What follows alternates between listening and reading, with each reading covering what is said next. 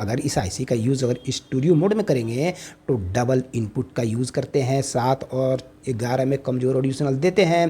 TDA 7265 से कुल 11 pin निकले होते हैं। आईसी के लिखे हुए भाग को ऊपर और लेग को सामने करने के बाद में बाएं से दाएं पिनों की गिनती स्टार्ट करते हैं। तो यहाँ से पिन नंबर 1, इसके बाद 2, 3, 4, 5, 6, 7, 8, 9, 10 और 11। आईसी से जो 11 पिन निकले होते हैं तो किसी भी आईसी को यूज़ करते समय कुछ मेन बातों को ध्यान देते हैं।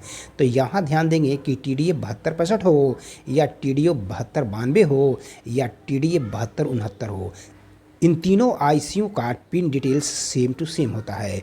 तो यहाँ समझेंगे कि आईसी को काम करने के लिए, किसी भी आईसी को काम करने के लिए पॉजिटिव और नेगेटिव की सप्लाई देते हैं।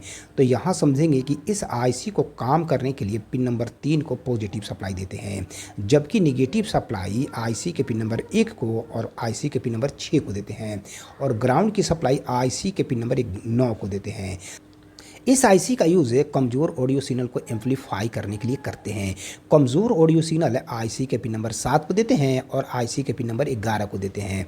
सीडी हो या डीवीडी हो या एम्पलीफायर हो या ब्लूटूथ हो या मोबाइल हो, कमज़ोर ऑडियो सिग्नल आईसी के पिन नंबर 7 को देते हैं और दूसरा सिग्नल आईसी के पिन नंबर 11 को देते हैं। जो 7 में कमज़ोर ऑडियो सिग्नल देते हैं वो इस आईसी के द्वारा एम्पलीफाई होकर के मजबूत होकर के पिन नंबर 4 से आउट होता है, और 4 से सिग्नल को लेकर के सीधे स्पीकर को देते हैं और आवाज़ को हम लोग सुनते हैं, जबकि स्पीकर के दूसरे वायर को ग्राउंड लाइन से जोड़ते हैं।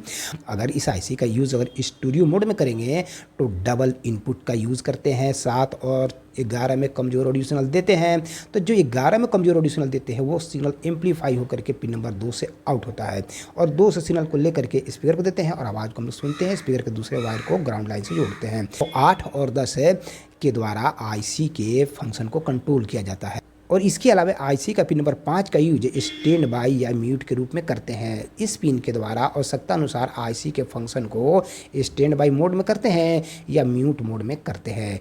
तो आईसी के पिन नंबर 5 से रिलेटेड अगर कंपोनेंट खराब हो जाते हैं तो उस स्थिति में आईसी सही होते हुए भी आईसी से आपको आवाज़ प्राप्त नहीं होगी, यानी कि जो 7 और 11 में जो कमज़ोर ऑडियो सिग्नल देंगे वो पिन नंबर 4 और 2 से प्राप्त नहीं।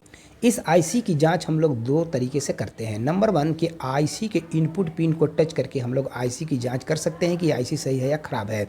जब आईसी के पिन नंबर 7 को किसी स्क्रू ड्राइवर के द्वारा या किसी मेटल के द्वारा जब टच करेंगे तो उस स्थिति में 7 को जब टच करेंगे तो पिन नंबर 4 से लगा हुआ स्पीकर से हाई ग्रिड प्राप्त होगी, यानी कि तेज़ नॉइज़ की आवाज़ प्राप्त होगी।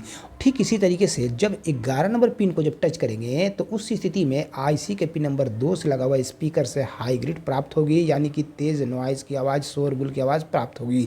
तो 7 को टच करने पर 4 से हाई ग्रेड मिलनी चाहिए और 11 को टच करने पर पिन नंबर 2 से हाई ग्रेड प्राप्त होनी चाहिए। इसके अलावा आईसी की सप्लाई की जांच करके भी हम लोग पता लगा सकते हैं कि आईसी सही है या ख़राब है। आईसी के पिन नंबर 3 को पॉजिटिव देते हैं, जबकि नेगेटिव सप्लाई पिन नंबर 1 और 6 नंबर पिन को देते हैं।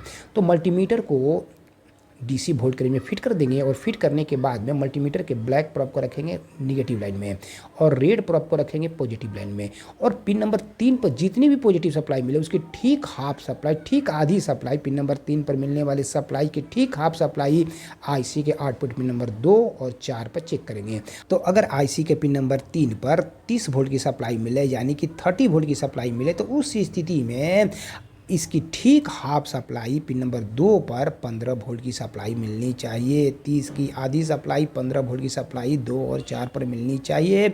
और फाइनल जांच यही है कि आईसी के इनपुट 7 को टच करने पर आईसी के पिन नंबर 4 से लगे हुए स्पीकर से हाई ग्रेड प्राप्त होनी चाहिए और 11 को टच करने पर आईसी के पिन नंबर 2 से लगे हुए स्पीकर से हाई ग्रेड प्राप्त होनी चाहिए।